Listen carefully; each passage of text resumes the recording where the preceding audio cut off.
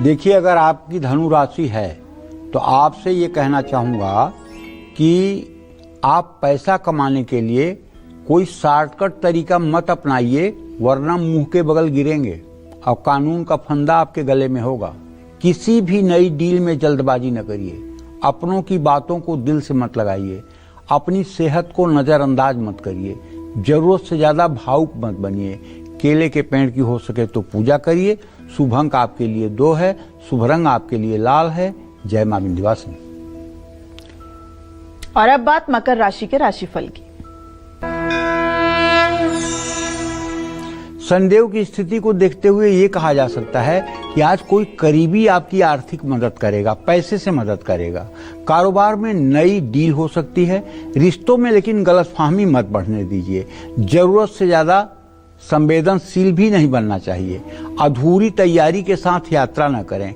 पंछियों को दाना डालें। शुभ अंक आपके लिए 4 है, शुभ रंग आपके लिए भूरा है। जय मां विंध्यवासिनी।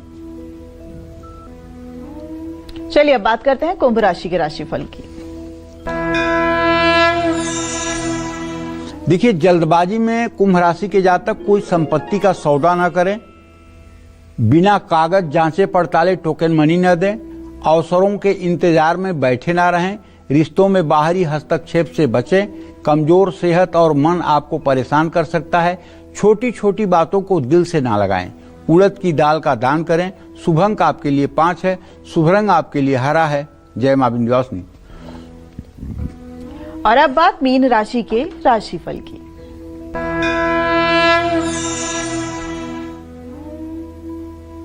देखिए, मीन राशि के जातकों को बताना चाहूंगा कि बिना सलाह लिए निवेश मत करिए। सोच समझ करके ही नौकरी बदलिए। अपने लोगों की बातों से आपको ठेस लग सकती है, लेकिन सेहत आपकी ठीक रहेगी। भावना में बहकर निर्णय मत लीजिए। कुत्ते को रोटी खिलाइए। शुभ अंक आपके लिए 8 है, शुभ रंग आपके लिए नीला है। जय मां विंध्यवासिनी। और चलिए अब बात करते हैं आज के लकी ईमेल कुंडली विजेता की। आज के हमारे ईमेल कुंडली विजेता हैं पुणे के रहने वाले कुणाल कक्कड़। इनकी बहन भूमिका जी हमारे साथ जुड़ चुकी हैं। आइए इनसे बात करते हैं। भूमिका जी, बहुत बहुत स्वागत है कालचक्र में। पंडित जी के सामने आपके तमाम डिटेल्स पंडित जी के पास हैं। अपना सवाल कीजिए भूमिका जी। जय श्री कृष्ण। प्रणाम पंडित जी। जय विंध्यवासिनी माँ। जय मां विंध्यवासिनी। पंडित जी, मेरे 2 ही प्रश्न है। एक है मेरी भाई के दूसरा विवाह, ये कब तक है, उसके लिए उपाय बताइए। और दूसरा, उसकी नौकरी में तरक्की, नौकरी में कैसा है उसका। देखिए भूमिका जी, आपके भाई का जन्म 7 नवंबर 1986 को दिन में 3:20 पर गोंदिया महाराष्ट्र में हुआ। आपके भाई की कुंडली में शुक्र ग्रह अस्त है और अष्टम भाव मृत्यु भाव में शुक्र ग्रह अस्त है। शुक्र जब अस्त होता है तो विवाह का कारक होता है, सेक्स का कारक होता है और लग्जरी लाइफ का कारक होता है। शुक्र ग्रह जिसकी कुंडली में अस्त होता है, अगर उसका उपाय न किया जाए तो चाहे 10 विवाह हो जाए, लेकिन विवाह कोई चलता नहीं है। और इनका शुक्र ग्रह अस्त है। शुक्र ग्रह के लिए आपको शुक्र के वैदिक मंत्र का 72,000 मंत्र जप अपने भाई से 10 माला रोज करवाना चाहिए, या 18 ब्राह्मणों से एक दिन में ही 72,000 शुक्रवार के दिन मंत्र जप करवाना चाहिए। हवन तर्पण मार्जन करवाना चाहिए। ब्राह्मणों को भोजन कराना चाहिए। इससे लाभ मिलता है। देवियों की उपासना करनी चाहिए। अभी शीघ्र में इनके विवाह का कोई संयोग बनता हुआ दिखाई नहीं दे रहा है। शुक्र की शांति के बाद ही विवाह का योग बनेगा। जहां तक नौकरी में प्रमोशन का प्रश्न है, तो इनके आजीविका भाव का स्वामी बृहस्पति व्यय भाव में बैठा हुआ है।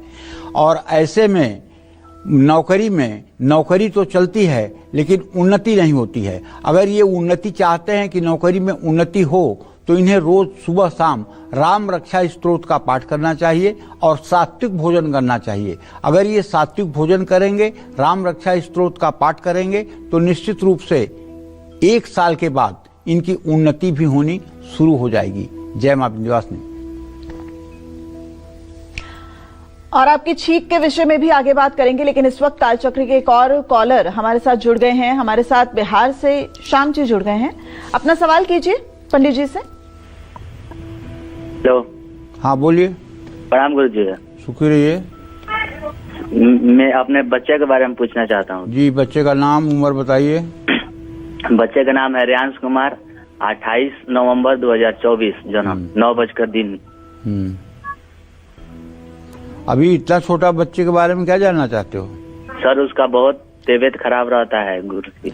उसके वजन के बराबर चावल शुक्रवार को तौल करके गरीबों में बांट दो। ये उपाय 7 शुक्रवार कर दो, बच्चा ठीक हो जाएगा, दवाइयाँ काम करने लगेंगी। उसके वजन के बराबर उसका वजन कर लो पहले, फिर उतना चावल शुक्रवार के दिन किसी जरूरतमंद को दान कर दो। 7 शुक्रवार 7 लोगों को चावल दान कर दो, आपका बच्चा बिल्कुल ठीक हो जाएगा और छोटे छोटी दवाइयों से ठीक हो जाएगा, इसमें कोई संदेह नहीं है। जय मां विंध्यवासिनी।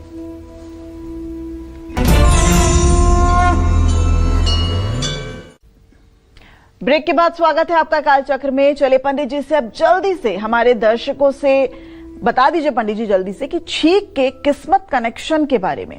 छींक का किस्मत से कनेक्शन बताइए पंडित जी। छींक का किस्मत से बहुत कनेक्शन है।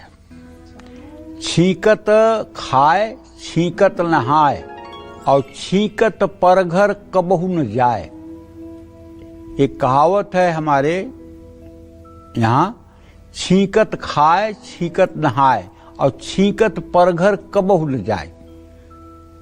मतलब छींकते हुए अगर खाना आ जाए तो खा लेना, छींकते समय अगर नहाने जा रहे हो तो नहा लेना, लेकिन अगर घर से निकल रहे हो और छींक हो जाए तो भैया बहुत अशुभ है। एक से ज्यादा बार छींक आए तो काम आसानी से पूरा हो जाता है। आप किसी जरूरी काम से बाहर जा रहे हैं और कोई बाईं तरफ से छींक दे, इसका मतलब है कि कुछ देर के लिए आपको यात्रा रोक देनी चाहिए। भोजन करते समय छींक आ जाए तो ये बहुत अशुभ नहीं है, भोजन कर भी सकते हैं, लेकिन दवा खाते समय छींक आ जाए तो ये शुभ संकेत है। ये संकेत है कि दवा आप पर सकारात्मक प्रभाव डालेगी। दक्षिण दिशा दक्षिण पश्चिम दिशा में सुनाई देने वाली छींक अशुभ होती है। उत्तर और पश्चिम दिशा में सुनाई देने वाली छींक की आवाज शुभ होती है। आप किसी कार्य से बाहर जा रहे हैं और कोई बछड़ा छींक दे तो शुभ माना जाता है। सामने कोई छींक दे तो कलेश का संकेत है, लेकिन पीछे कोई छींक दे तो सुख में वृद्धि होती है। बाईं तरफ की छींक धन लाभ का संकेत देती है, दाईं तरफ की छींक धन हानि का संकेत देती है। ऊंची छींक उत्तम मानी जाती है, लेकिन इसके लिए एक विधा और एक लोक प्रचलन जो है वो भी मैं बता दे रहा हूँ। एक बात तो ये शास्त्रों की है, दूसरी लोक में प्रचलित क्या बात है वो सुनिए। सन्मुख छींक लाभ गोहरावई, दाहिने छींक सदा बहार, बाएं छींक कार्य की हानि, पीछे छींक मृत्यु कहवावे। मतलब सन्मुख छींक अगर हो रही है तो लाभ होगा, दाहिने छींक हो रही है तो मनोरथ पूरा होगा, बाएं छींक हो रहा है तो कार्य नाश होगा। और अगर आप यात्रा कर रहे हैं पीछे से कोई छींक दिया तो मौत ही होगी, नहीं तो रुक जाओ। ये मतलब कि हमने पूर्वजों के मुंह से सुना है, बुजुर्गों के मुंह से सुना है, किसी किताब में नहीं पढ़ा है। लेकिन चूंकि श्रुतियां एक दूसरे के आगे आगे आगे आगे बढ़ती जाती हैं, हमारे पूर्वजों ने कुछ कहा हम सुने, हम अब कह रहे हैं तो हमारे लोग सुनेंगे, आगे की पीढ़ियां सुनेंगी, इसमें भी बहुत दम है और हमने इसको आजमाया है। आजमाने की बात कह रहा हूं। अगर पीछे की छींक हो गई है तो उसका कष्ट मैं जानता हूं क्या होता है। वाहन खराब हो जाता है, यात्रा विघ्नकारी हो जाती है, बहुत दिक्कत होती है। सामने छींक हो जाए तो बिगड़े हुए काम भी बन जाते हैं, दाहिने छींक हो जाए तो जहां जा रहे हैं वहीं काम बन जाता है। तो इस तरह से छींक का असर होता है। जय मां विंध्यवासिनी। तो इसी के साथ अपनी वाणी को समाप्त करते हैं। और पंडित जी आज हमारे दर्शकों को इतनी महत्वपूर्ण जानकारी देने के लिए आपका बहुत बहुत शुक्रिया। धन्यवाद। उम्मीद करते हैं आपको आज का हमारा विषय बहुत पसंद आया होगा। कल फिर एक नए विषय और आपकी परेशानियों को दूर करने के लिए ढेरों उपाय लेकर हम पंडित सुरेश पांडे जी के साथ मौजूद रहेंगे। तब तक कालचक्र की पूरी टीम को दीजिए इजाजत। देश दुनिया की तमाम खबरों के लिए देखते रहिए News 24। नमस्कार।